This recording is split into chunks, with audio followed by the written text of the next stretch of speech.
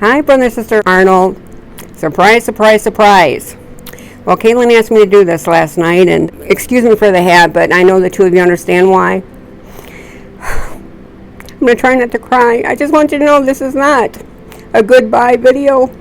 This is to honor you and to share memories, and there's so many. 22 years of them. You know, I made a comment the other day that I could talk for the next 2 Sundays and still not tell it all. It's been a wonderful 22 years. But I'm going to go back to when we first met. Brother Blaskine had shared with me that it was time. He thought it was time for him to step down, and they asked me not to tell the congregation, but asked me to pray. So when that started happening, we started getting ministers from other churches, and they would come in. And, you know, the thing is that up until that point, nobody came to visit us. We were just this little home mission church that nobody really knew we were even on the map, I guess. But one day he started talking about this Marvin Arnold, and the story was changed. His attitude was different, and he told me how he recognized the name. He was telling all of us, and I felt like at that point the Lord let me know that whoever this Marvin Arnold was going to be our pastor. And when Brother Arnold came for the first time for us to meet him, he brought his beautiful wife.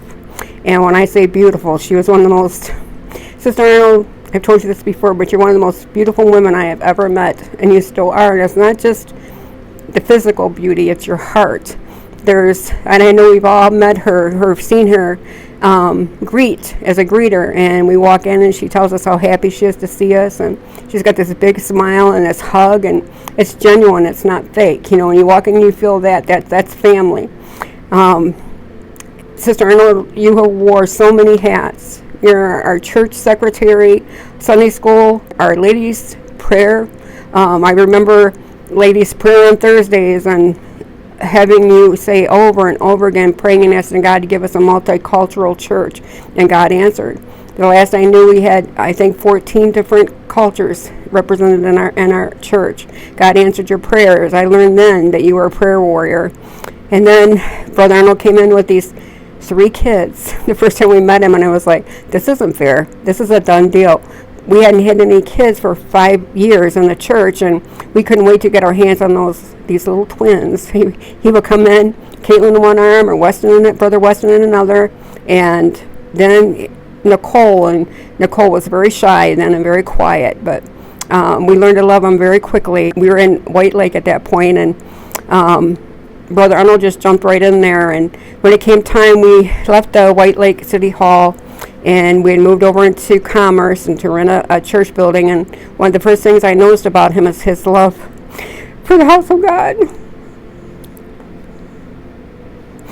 The effort that he encouraged us all to do to clean that basement up and make it nice, and where we could have Sunday school services, and there was a kitchen there where we could have a meal, and together as a church family. And then, we painted the upstairs sanctuary, which hadn't been done for a long time, and it was beautiful. Even though we had to share that building with another congregation, he loved the house of God. And when we found this building that we own now, this beautiful building, we as a church voted whether we should purchase it.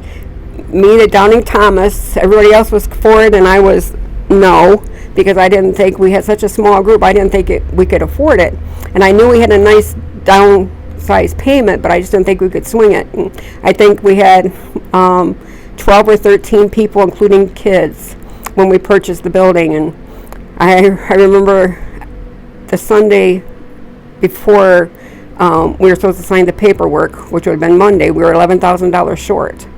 And Brother Arnold said that Bishop McCool invited us to their church, and they were going to take an offering. We'd just see what God would do. And going in there, I'm thinking, they're not going to do it. The Doubting Thomas. And Brother Arnold was so full of faith, and he came back to me like a child. Brother Arnold, you look like a little kid opening up your favorite Christmas present or your favorite birthday present, all excited. Sister Sherry, somebody wrote a check for $10,000 for our church. And I was wowed. I learned a lesson that day. Many that I've learned from Brother Arnold. Brother Arnold, you have been there through some of the roughest times in my life. When Dick died, at his memorial, I couldn't finish the day when your family stepped in and finished the day for me. Again, that's what family is. And I like to address the congregation for a minute. You know, the best thing you can do for Brother McLaurin and his family is to get behind their back. You know, remember to pray for them. Ask them if there's anything you could do. Praise them. Thank them. Just to have their back. If he asks you to do something, if he feels like you have a gift or an ability, say yes and hit the floor running. You won't be sorry. This church, our church, started from a Bible study. They started in my home. I needed a Bible study because I needed to learn how to be saved. I was an addict, and I knew the condition I was heading down was not a good one. And I'd asked Brother Blaskame to teach me a Bible study. He's the only man of God I knew. And he taught me a Bible study in my home. And out of that Bible study came this church that we love and we're all part of. So remember that. As you're inviting your family and your friends to church, you get them there, and God will take care of the rest of it. Don't think that any small thing that you do is not going to help. But please remember to get behind the McLaurins. They need our prayers. Fast for them. Remember them. And remember, when you're fasting and you're praying there, I'm doing it here. When I know what's happening there. And I know most of you I've never met. But I love you in the Lord. And someday, Lord willing, I will be there. We'll meet face to face. God bless you all. I want to first say thank you for all the years of service for Lakes area. You've been a great friend of mine, a consultant, a leader, more than you could ever possibly know. I thank God for all of that. Over the years, you've not only been there just to talk, you've married us, thank God. You've done funerals. You've been there for the high times and the lows. When I've made mistakes, you never judged me, you just helped me get through it. And I thank you for that, for never giving me that judgment. Of course, with you comes along your beautiful wife. Sister Arnold, our First Lady, our mentor, our prayer warrior, but most of all, our friend. We love you. Sister Arnold is one of the most kindest, passionate, and most beautiful people I know. She can find the good in every person and situation, even if you can't see it in yourself. She has helped me through some of the worst times, but she's praised me at some of my best. And for that, I will forever be grateful to both of you. Sister Arnold, we are sad to see you guys go, but we are excited for your new adventures. We love you both and wish you both the best in travels. God bless you on your many new journeys. In all the almost 8 years of knowing Pastor, there's no way I could fit all of the great things he's done into a video, but I can just say that he's been thoughtful, kind, selfless, just never disappointing, always so great, such a nice man in our lives, to my whole family, to my husband when, we were really struggling. He came and prayed with us and had dinner over and brought the kids diapers and brought us groceries.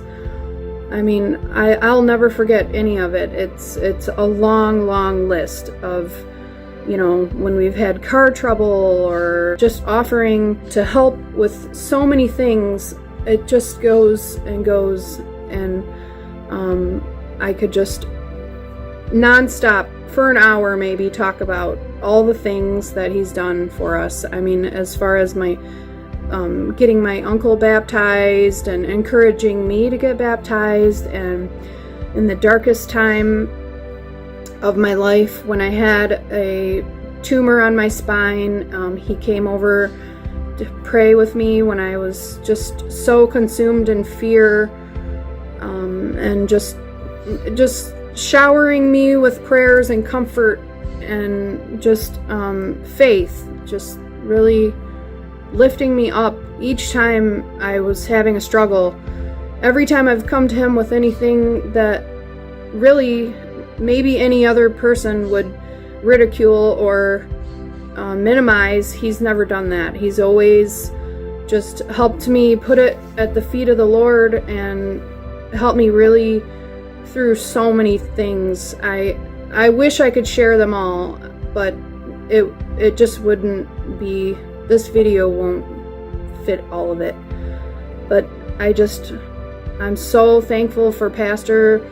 You know, my kids, his voice is the only pastor that they've heard in their life, and it's the best. And you know, I feel like I've said it before to him that I felt like he's a modern day Moses, and he was really guiding us through so much. And truly, I'm so thankful for him in my life. And I don't know, I mean, I could go on and on, but I won't. So that's it. Love you, Pastor, and I hope we can all remain in each other's lives. To my mom and dad in love, we love you so much, and we honor you today for your many years of service. Thank you so much for all of the time and effort that you've put into Nicole and I's lives. We are so thankful, and we love you, and we know that God has greater things in store for this next season.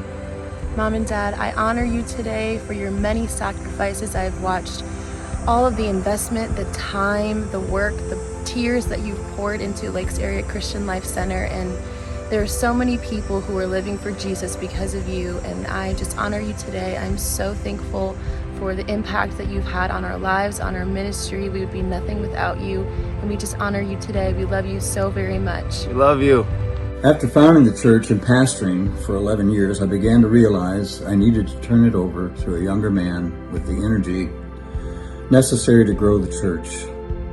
So I began to pray and fast for God's help in finding that man. I had never met Brother Marvin Jr. prior to the wondrous way God arranged for us to meet, and this brief video I've been asked to make will not allow time to share that amazing encounter. But there was no question in either of our minds that God had orchestrated it.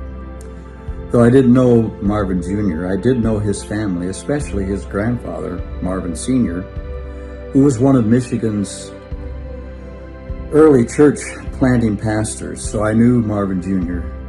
had a great heritage. As I said, I didn't know Marvin Jr., but I learned he was youth pastor in the Utica Church at the time of our meeting. Learning that he was in the ministry and realizing that God had arranged our meeting, I was confident that this was the man God wanted to take the church. The subsequent growth and advancement of the church has validated that decision. Thank you, Brother Marvin and Sister Teresa, for your years of labor at Lakes Area. And may God bless your new venture.